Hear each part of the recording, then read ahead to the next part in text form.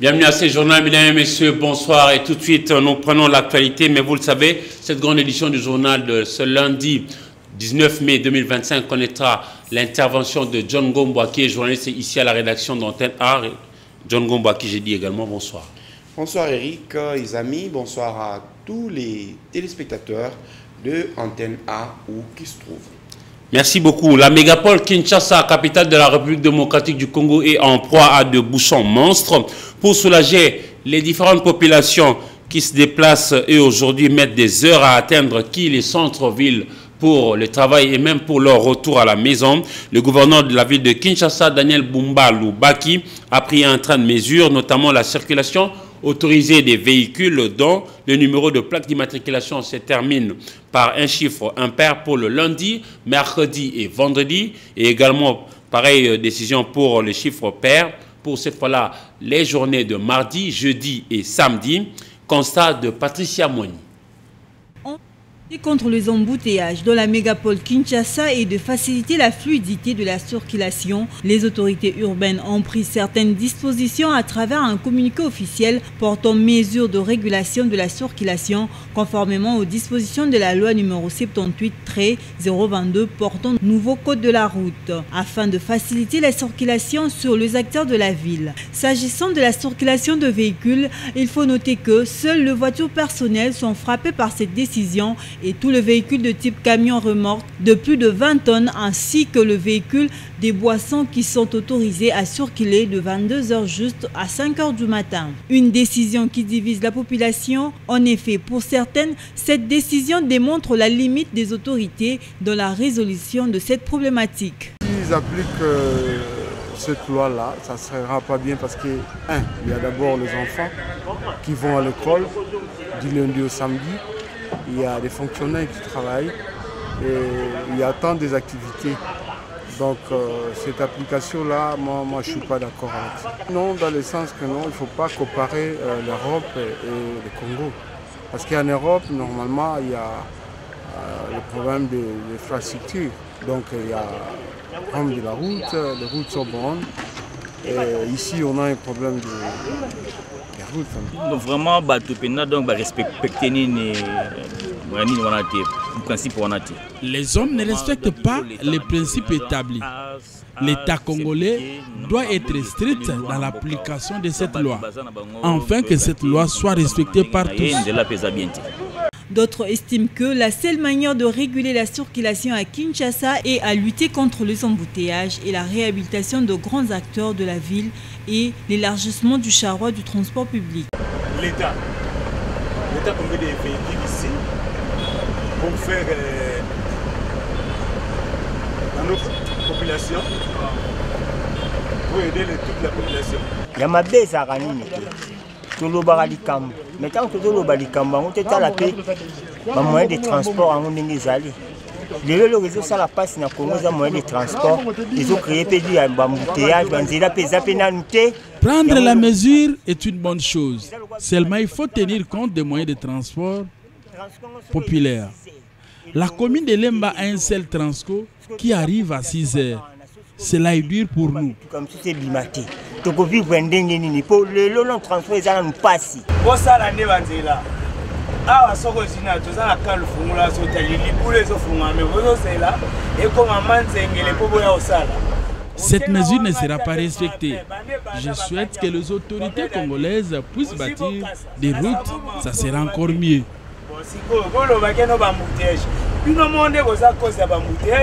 Ainsi, ici est de signaler que les véhicules de transport en commun, le véhicule scolaire, les ambulances et le véhicule de funéraire sont exemptés. John Gomba, vous avez quand même vu évoluer cette ville. Vous y habitez depuis de longues années. Alors, cette décision avait été discutée en conseil Parmi les décideurs, il y avait aussi les gouverneurs. Mais bien avant que l'hôtel de ville de Kinshasa n'ait publié officiellement la décision, le message avait déjà fuité dans les réseaux sociaux. Alors, vous seriez gouverneur, vous à la place, vous prendrez quelle décision pour soulager cette population qui souffre? Je crois qu'il faut une décision pérenne, plus durable que ce qui est en train d'être fait. D'ailleurs, j'ai réfléchi au propos d'un acteur politique, Olingankoy pour ne pas les citer, qualifiant à l'époque les systèmes Mobutu. Il disait que c'est comme si vous preniez de l'aspirine pour traiter la malaria. En fait, vous prenez un comprimé contre la fièvre. En fait, c'est comme si vous traitez la fièvre et en ne traitant pas la malaria. Donc ici, ce type de mesures, c'est juste pour calmer la fièvre. Et il n'aborde pas les vraies questions des fonds. Et encore que calmer la fièvre en tant que telle, je ne sais pas comment est-ce qu'ils vont s'y prendre. Parce que les Quinois aussi sont très forts pour pouvoir contourner les mesures. Il y a déjà même les officiels eux-mêmes. C'est vrai qu'on a dit peut-être les véhicules... personnels. Non, pas les personnels, mais pas les ambulances, ainsi de suite. Mais vous allez voir que les autorités vont briller par la violation de ces mêmes dispositions. D'une part. D'autre part, quelqu'un m'a fait sourire aujourd'hui en me faisant voir qu'on part sur les principes de pair et impair. Mais on a oublié les véhicules dont les plaques d'immatriculation se terminent par 0. Les chiffres absorbants. Voilà. Et pour les véhicules dont les plaques d'immatriculation se terminent par 0, qu'est-ce qui est prévu? Quel jour est-ce qu'ils vont circuler? Voilà. Alors, moi, je trouve que c'est quand même un peu léger, une telle disposition, parce que ce qui est vrai, c'est qu'il y a d'abord la construction de routes. Chaque ville, les villes du monde, ont un plan de développement. On sait qu'il y aura une telle démographie pendant une telle période et que, par conséquent, nous allons créer autant de routes, nous allons créer des habitations, ainsi de suite, et tous les services qui vont tout autour. Mais on n'a aucun plan, y compris pour ce qui concerne les routes, j'allais même dire surtout les routes. Les routes se dégradent sérieusement, plus rapidement qu'elles ne sont construites. Et donc, du coup... il est très difficile aujourd'hui d'espérer qu'une telle mesure puisse amener un quelconque soulagement. Je voudrais ici revenir sur les sauts de moutons ou les sauts de moutons qui ont été promus ici comme étant une solution miracle. Mais ces infrastructures ont amené beaucoup de problèmes au niveau beaucoup de problèmes de gouvernance sans pourtant régler les problèmes des circulations. Donc moi je pense que c'est des mesures superficielles et même anecdotiques pour moi. Il faut vraiment prendre des dispositions sérieuses. Construire les routes, c'est très très important, pas que pour la circulation urbaine, parce que les routes sont comme les veines pour les corps humains. Quand elles sont bouchées, les corps vont mal fonctionner obligatoirement. Vous allez faire l'AVC, vous allez faire... Et Kinshasa est un peu dans cette situation-là, comme un corps dont la circulation est bouchée. Et donc, ne vous étonnez pas s'il y a des crises récurrentes, y compris dans les secteurs des transports. Lui, il est là depuis avril 2021. Le ministre Patrick Mouyaya, ministre de la Communication et Médias, porte-parole du gouvernement, a répondu aux différentes questions de la Commission aménagement du territoire, infrastructure et nouvelles technologies de l'information et de la communication à l'Assemblée nationale, située au niveau du Palais du Peuple. Il s'agit des efforts consentis pour moderniser toutes les entreprises sous sa tutelle, car de la RTNC, la Renatelsat, mais aussi l'agence congolaise de presse ACP, et les efforts doivent s'intensifier pour arriver à servir toute la République démocratique du Congo. Naomi Nyungé pour la suite.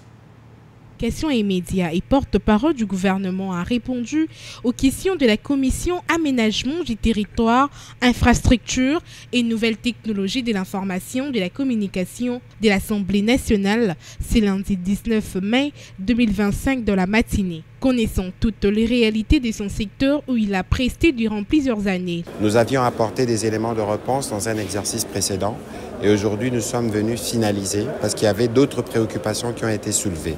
Nous avons apporté des réponses en expliquant notamment notre vision, en tout cas portée par le président de la République, d'abord celle d'assainir les secteurs de médias.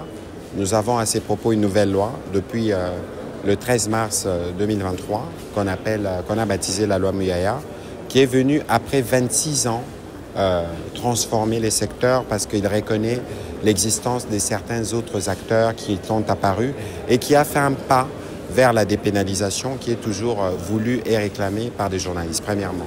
Parmi ces éléments de réponse, le ministre a également évoqué les différentes réformes qu'il a amorcées dans son secteur, notamment la modernisation des équipements de la Direction générale de la radio-télévision nationale congolaise, la RTNC à Kinshasa, et la digitalisation de l'agence congolaise de presse ACP. Ensuite, nous avons commencé un travail de modernisation de médias publics.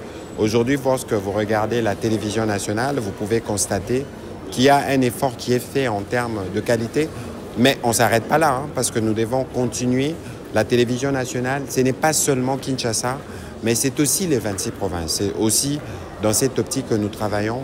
Qui dit télévision nationale, dit Renatelsat, parce que c'est le canal qui permet la transmission par satellite, notamment à l'intérieur du pays. De ce côté-là aussi, il y a un travail que nous avons commencé. Il y a l'agence congolaise de presse qui est le réservoir de toutes les informations officielles de la RTNC.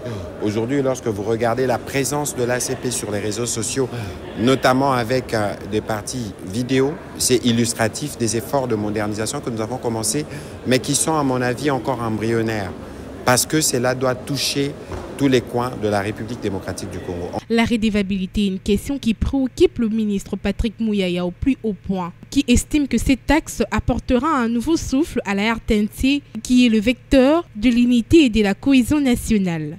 Les patrons de médias en RDC a également fait part aux députés impliqués dans ces dossiers de la détermination de son ministère à trouver des solutions concrètes pour le bonheur du personnel de la RTNC, ensemble avec les responsables des télédistributeurs. Le ministre Mouyaya a été avec les élus députés nationaux membres de la commission aménagement du territoire, infrastructure et nouvelles technologies de l'information et de la communication. John Gomba, à bien vous comprendre, ça veut dire que nous devons déjà penser comment étendre Kinshasa ou que recréer Kinshasa dans la partie Est par exemple. Oui, bien sûr. Je pense que il y a quelqu'un qui avait exposé en son temps, Adolphe Muzito, ancien Premier ministre, qui n'avait pas exposé, mais il a publié une tribune sur Kinshasa. Et il est démontré qu'aujourd'hui, 20% de la ville, en termes de superficie, est occupée par 80% de la population. Et les 80% de la superficie est occupée par 20% de la population. En fait... Controverse. Ben oui, voilà. Ça se trouve dans la commune de Maluku. Alors, qu'est-ce qu'on fait pour arriver à pouvoir matérialiser cette nouvelle ville de Kinshasa, Kinshasa 2, on va dire? Oui, moi je crois que c'est simple. On construit, on délocalise. Parce que ce qui fait l'encombrement de la ville de Kinshasa, c'est notamment le fait que les services publics sont concentrés dans la Gombe. Et ça, c'était la formule du colon. Exactement. Nous sommes restés sur ces schémas-là. Les services publics sont concentrés dans la Gombe. Les commerces sont concentrés dans la Gombe. Et donc, vous remarquez que chaque matin, il y a une cohorte des gens qui quittent la périphérie de la Gombe, que ce soit Moamba ou que ce soit Tchangou, pour converger vers la Gombe. D'où les bouchons. Alors, maintenant, si ceux qui sont à Moamba, par exemple, non, à Tchangou, par exemple, parce que c'est là que vous avez la grande partie de la population qui vient, s'il y avait des vrais marchés là-bas. C'est vrai qu'il y a eu les marchés de la liberté, mais c'est aussi, on doit travailler dans la mentalité de la population. S'il y avait des commerces, s'il y avait les services publics... Travailler dans la mentalité de la population, qu'est-ce que ça veut dire? Non. Un marché comme le marché de la liberté, c'est, je crois, du point de vue infrastructurel, c'est un bon marché. Mais les gens, dans leur psychologie, dans leur psychologie, le marché, c'est Zando. Donc, quand tu vas à Zando, tu vas trouver ce qui est spécifique à Zando qui n'est pas ailleurs. Au point que même quand Zando a été détruit pour être reconstruit, eh bien, les gens venaient toujours vers Zando, dans les marécages qu'il y a tout autour, Kato, ainsi de suite. Alors, c'est pourquoi je dis qu'il faut aussi ces travail pour expliquer ces changements de mentalité. Mais néanmoins, que les vrais commerces soient décentralisés, qu'on trouve ceux qui viennent chercher ici sur l'avenue du commerce, eh bien, qu'on puisse délocaliser des avenues du commerce. Qu'on en ait une à Tchangou, une à Moamba. Et puis les services publics, les services de l'État soient aussi décentralisés. Qu'on ne quitte pas, je ne sais pas moi, Ngaba pour venir régler trouver un document à la Gombe. Et à partir de ce moment-là, vous allez voir que le flux va diminuer. Le flux des gens qui vont quitter de chez eux pour aller à la Gombe, parce que c'est ça même la base du bouchon.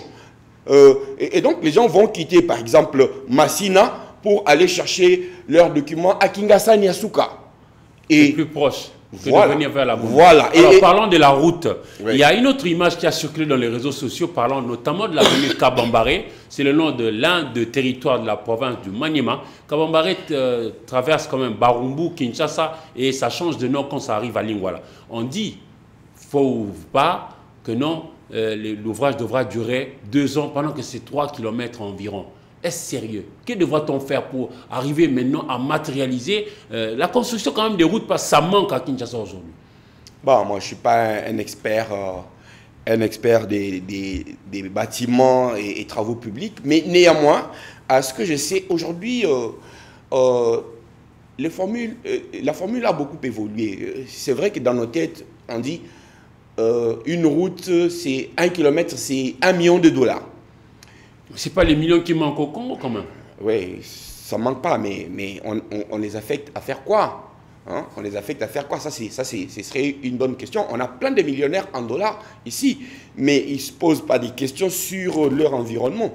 Parce qu'il n'est pas bon d'être riche parmi les pauvres. Ça c'est acté, mais dans les faits, on fait quoi alors, pour avoir désormais des routes acceptables? Moi je crois que il y a de la compétence aujourd'hui au niveau des différentes régies. Vous prenez l'OVD, vous prenez l'Office de route, il y a des compétences, il y a des ingénieurs congolais qualifiés. L'OVD qui se plaint de ne pas être sollicité pour réaliser des ouvrages. On préfère donner aux privés qui par ailleurs passent pour être des... Mais c'est ça le problème, c'est l'attribution des marchés publics. L'attribution des marchés publics est devenue aujourd'hui l'une des sources de corruption terribles dans ces pays. Donc, il va falloir qu'on fasse les choses sainement et que un franc sorti de la caisse publique puisse être suivi point par point pour qu'on sache si l'argent a fait, c'est pourquoi il était sorti. Il n'y a pas de miracle à faire. Attribuer ces marchés, donner ces marchés aux services publics, l'OVD, l'Office des routes et tant d'autres qui sont dans les secteurs publics, suivez-le, ils ont des compétences avérées, et peut-être pour ce qui est de l'acquisition des engins des génies civils, ils peuvent aussi acquérir ou acheter à tempérament, ça c'est des possibilités. Au lieu de pouvoir, parce que l'argent il sort effectivement, mais où est-ce qu'il va? Il va auprès des privés, et on se retrouve avec des choses comme les procès des forages et tout ça. Il y a une forme de copinage au niveau des responsables de l'État avec des particuliers qui finalement récupèrent cet argent. Et il y a des opérations au retour qui sont organisées. Et voilà pourquoi est-ce qu'il y a des détournements mais sans conséquences. Parce que les représentants de l'État sont aussi complices dans ces détournements. Et on va du côté de l'Ituri pour dire qu'au moins 6 personnes ont été tuées dimanche 18 mai 2025 lors d'une attaque menée par les miliciens de Codeco contre un convoi de l'UPDF qui patrouillait dans la localité de Lida Nous sommes là dans le territoire de Djougou, dans la province de l'Ituri. Des sources locales rapportent que le milicien ont tendu un piège à un convoi de l'armée ougandaise près du centre commercial des Boulets. Parmi les victimes figurent les militaires de l'armée ougandaise et des miliciens de la Codeco, selon un bilan provisoire des sources locales, mais pas encore confirmé par les autorités militaires. Par ailleurs, aujourd'hui, lundi 19 mai 2025, toujours dans les territoires de Djougou, 3 personnes, dont 2 civils, ont été blessés lors d'un affrontement entre militaires des forces armées de la République démocratique du Congo et FARDC et les miliciens Zahir aux abords du village de Djina, une entité coutumière située à 35 km de Bunia, chef-lieu de la province de l'Ituri. La République démocratique du Congo a répondu présente à l'élection du nouveau directeur régional de l'Organisation mondiale de la santé OMS pour l'Afrique dimanche 18 mai 2025, tenu à Genève en Suisse. Ce scrutin a réuni 46 pays membres et électeurs. Dr Mohamed Yacoub de la République unie de la Tanzanie a été élu pour le compte de l'Afrique. Ministre congolais de la Santé, Dr Samuel Roger Kamba, après cette élection, présenté au nouveau directeur des avancées et défis de son secteur pendant cette période d'agression. On va prendre d'abord les images du ministre de la Santé RD congolaise avec Nyongé.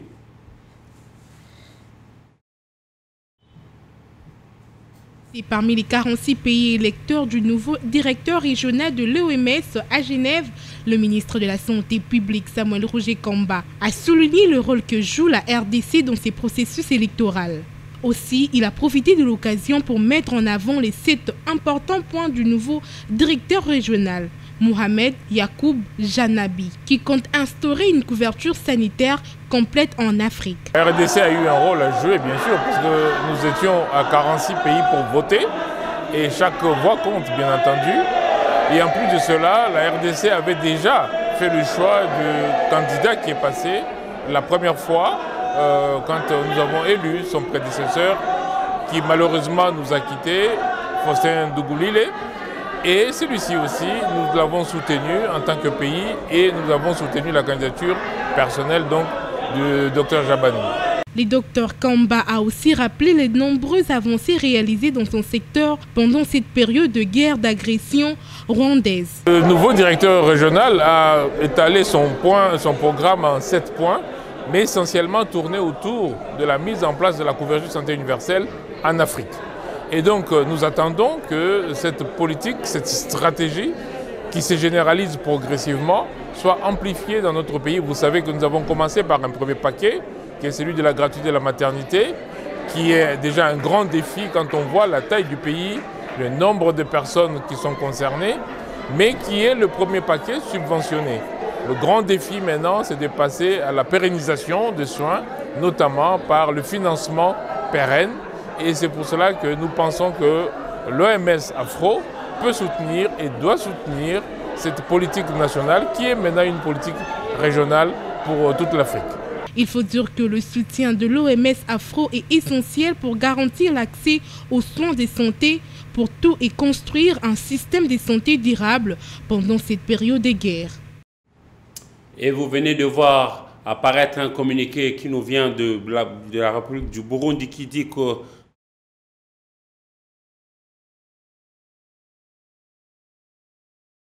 de l'Intérieur, du développement communautaire, de la sécurité publique, inspection générale de la police du Burundi, en vertu de l'article 5 du décret-loi numéro 1/25 du 25 novembre 2021 portant règlement de migration au Burundi, sont refusés d'entrer au Burundi les nommés Mushumu Mushahuma, Gloire Step, Mambo Inakazirwa, Titi, Tumba Kateta, Sylvain, Bouemere Mungwete Josué, Rubane Buhinda Jean Bosco, Koulimushi Buhanja Guilain, Kilonjoa Bienda Jean-Claude et Boupache Mambo Marc, de nationalité RD congolaise, pour voyager avec des documents portant des cachets sortis émanant des autorités illégitimes de la République démocratique du Congo. C'est signé par les commissaires aéroportuaires.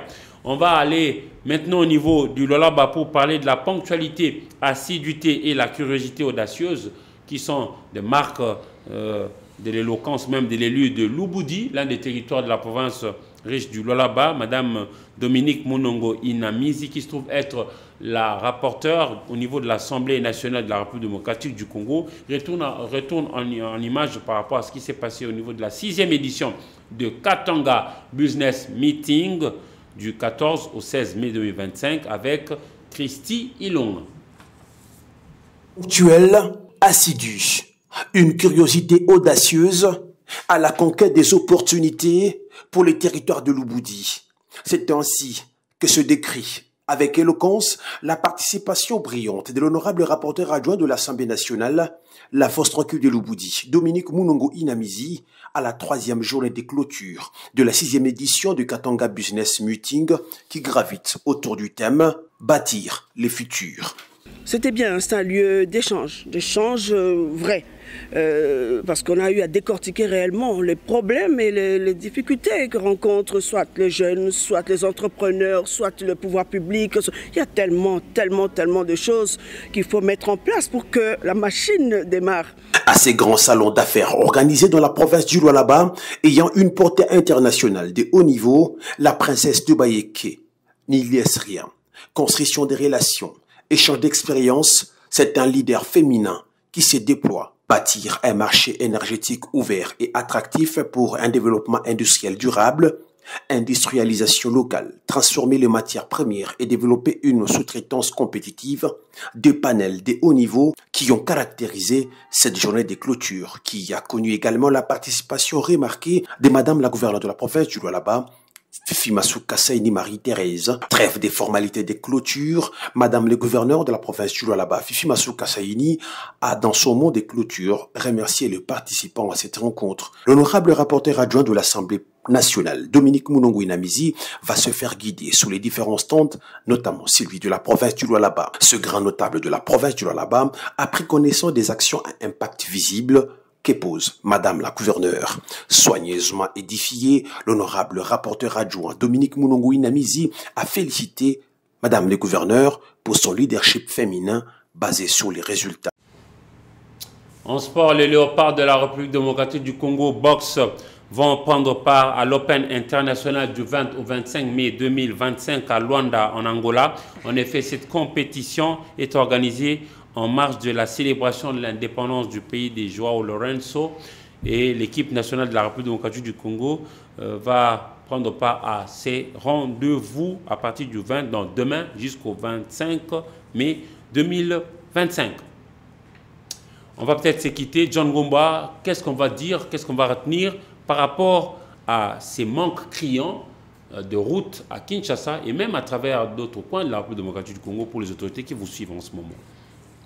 Si Kinshasa et Fouet-Bonga, c'est par les routes. Donc, monsieur le gouverneur, ressaisissez-vous, construisez des routes. C'est pas plus compliqué que ça. Et les sages dira, là où passe la route, les développements suivent toujours. Mesdames et messieurs, c'en est fini pour cette édition. Merci à vous d'avoir suivi. Vous avez compris que John Gomba était intervenu pour parler des infrastructures et voir dans quelle mesure donner des pistes de solutions pour soulager ces bouchons monstres dans Kinshasa. Et nous allons nous retrouver demain avec le même plaisir. Au revoir.